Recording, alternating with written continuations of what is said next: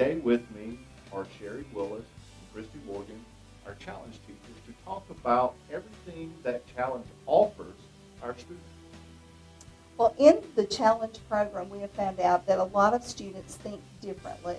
So in our district, we have a screening program where every first grader is screened, and then every third grader is also screened. The testing that they do provides us with information about how they think. And this shows if the kids are thinking differently, which we call intellectually gifted program. So by this, if the child scores in the 90th percentile, then they're identified as students that need to be provided with the thinking class, which is the challenge program. So challenges is all year, both semesters. Kind of take us through your typical day. How do you integrate them together and then back to the classroom? Each day we pull the students in the morning after they have marked their lunch and have marked, the absences and the ones that are present. Then we pick up our class, and they pretty much stay with us all day.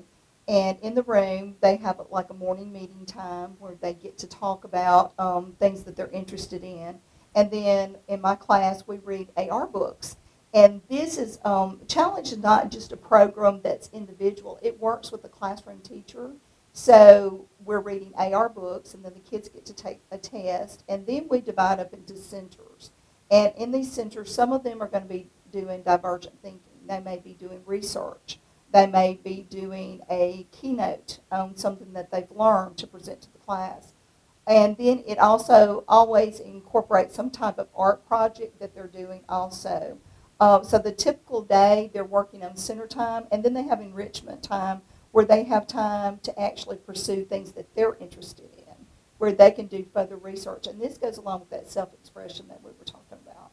In the Gifted Classroom also provides the students a time to enrich their academics, but also take it a step further so that they can use their thinking skills to do things like research, intensive research. We do have programs where they can use the Legos to build Lego robotics. They also learned how to work together, and most of our curriculum is project-based. So what they do may cover several weeks, and that's the reason the pull-out program for the day is the best, because they can work on these projects and hone in on their skills so that the project comes to fruition after maybe several weeks. And then they not only do the project, but then they're responsible to present it, which is a great opportunity for speaking skills, which is another one of our challenge curriculum goals for our students. So how does the student get into the program? Every student is screened in the first grade and in the third grade with a screening instrument called the Raven or the Onus Linen. And if they make in the 90th percentile, then those students are referred for the gifted testing. We have a psychometrist at our district that will test those students, and then if they make in the 90th percentile, they are ruled in as a gifted student, so they qualify for the challenge program. So what kind of feedback do you get from the parents? I'm sure it's all positive about how it makes the kids think a little bit outside the box. Most of the parents say, that's my student's favorite day. Mm-hmm. And I think the reason for that, and that's the reason our program, I believe, is so important, is because those kids can gather with other children that think the same way. And they feel at home there, but they also feel challenged to go over and beyond what they normally have done in the regular classroom. And it gives them a chance kind of to spread their wings and find their identity, which I think is a good thing, especially at the younger age, because it builds confidence and skills that they'll use for the rest of their life, like public speaking or presenting a project, or project-based, which we know in the 12th grade is one of the main things that the students do to graduate from high school.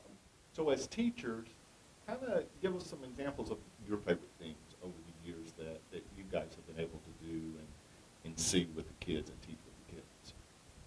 One year, we did a study of Egypt and archaeology, and the students were asked to research a certain aspect of Egypt, and we ended up building a pyramid. We ended up making mummies and sarcophaguses. And then each child was responsible for their own booth, and we invited the whole school in. We also made the costumes. We even made the sandals. And by the time we had completed this unit, they were truly vested in this project. And then we not only let the kids talk to each other, but they shared with the whole school and our whole community. We invited the parents in and also the people from central office. So they were really proud of this project, and it was something that they could use their self-expression in to not only learn about this, but to put their own input in it. And I think every student wants a voice, and the Challenge Classroom provides them with that voice. One event that I got to personally go to not long ago was Family Fun Night. I just sat back and was amazed at all the activities. Kind of take us through that, how that started, what is the purpose of Family Fun Night, and what role the kids have in it. The purpose of Family Fun Night is Family Fun Night. We would like our gifted students and their parents and siblings just to come out and see what we do every day and have fun and learn. We like to trick our students into learning by having fun. Now, will Rankin, Parkway, Thomas Street, do you all have the same philosophy with it, or is each school kind of individualized when it comes to their challenge class? We're pretty much individualized. I'm very fortunate to work with some ladies that have helped me so much and give me plenty of ideas. So we get together, the three of us, and we do plan units. And my fifth graders, of course, they will do something a little more rigorous than a third and a fourth grader, but we are focused on the same content, and we just go our different ways with it. And we love to present our products to the third graders and the fourth graders because we love showing what we've done and getting feedback. And Ms. Willis's students always give us 2 stars and a wish. So we do get positive feedback. We also get some constructive feedback also. Now, as challenge teachers, are there certain degrees you have to have or certifications? Can anybody be a challenge teacher? I imagine not. So take us through your process of getting to be a challenge teacher. At the time I became a challenge teacher 5 years ago, I did have to get a master's degree in gifted education. I was in the classroom for 11 years, teaching primarily 3rd and 4th grade. And then I just felt kind of like I wanted something different, a change. And I went back to school, and I also got my master's degree. I don't think you have to do that now, but I did get the master's degree in gifted. And my story is kind of unusual because I started in special ed, and then I taught regular ed for 11 years, and then I've been teaching in the gifted program for 19 years. So I guess I went from one end of the spectrum to the other. But I think that with the gifted certification, it's helped me to grow as a teacher and as an educator myself. Ladies, thank you so much for your time today and what you offer to the students. I know it makes a difference in them. They get to, as you said, express themselves in ways that they probably didn't know they had within them. For Your Story, Our Purpose, One Heartbeat, I'm Greg Ellis.